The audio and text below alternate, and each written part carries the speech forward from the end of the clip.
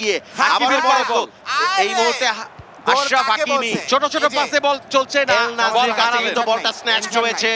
এই মুহূর্তে Griezmann Kylian Mbappe যদি পান বিপদ হয়ে যেতে পারে এবং তিনি পেয়েছেন এবং গোল এবং গোল এবং গোল। কিছু বলো ভাইয়া। কিলিয়ান এমবাপ্পে হ্যাটট্রিক করে ফেললেন। Kylian Mbappe 3, Morocco 0। খারাপ করছে এবং দিন শেষে যেটা হওয়ার সেটাই হলো, ফ্রান্সের সাথে তাদের লিড ধরে রাখতে পারলো না মরক্কো। আরো একবার এই মুহূর্তে বিশ্বের সেরা ফুটবলার কিলিয়ান এমবাপ্পে তার একটা ক্লিনিক্যাল ফিনিশ এবং 3 গোলে ম্যাচের সমতা। এবং ফ্রান্সের 3টি গোলই করেছেন কিলিয়ান এমবাপ্পে, কি অবিশ্বাস্য।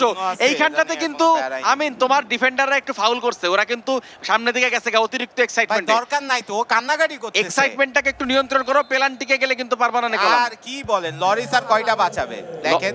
ভাই তুমি লরিসকে চেনো না?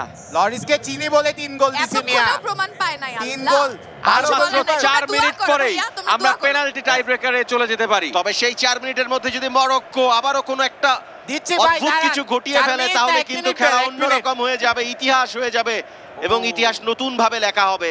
আরো একবার মরক্কো এইরকম পাসিং ফুটবলটা যদি একটু আগে থেকেও তারা খেলতো, ফ্রান্সকে যদি বল না দিত তাহলে কিন্তু এই বিপদটা হতো না এই মুহূর্তে তাদের।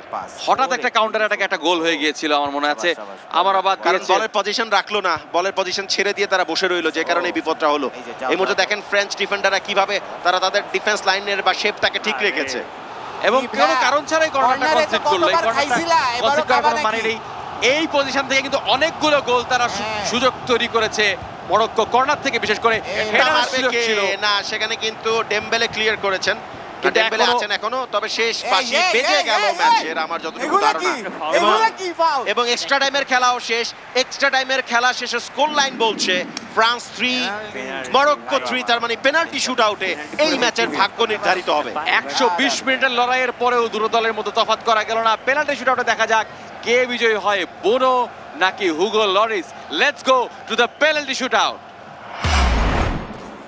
হাকিম জিয়েশ তার প্রথম কিকটা নেবেন। হুগো লরিস গোটা ম্যাচে দুর্দান্ত গোলকিপিং করেছেন। হাকিম জিয়েশকে থামাতে পারেন এবং প্রথমটাই গোল। কই তোমার লরিস, কোথায় সে?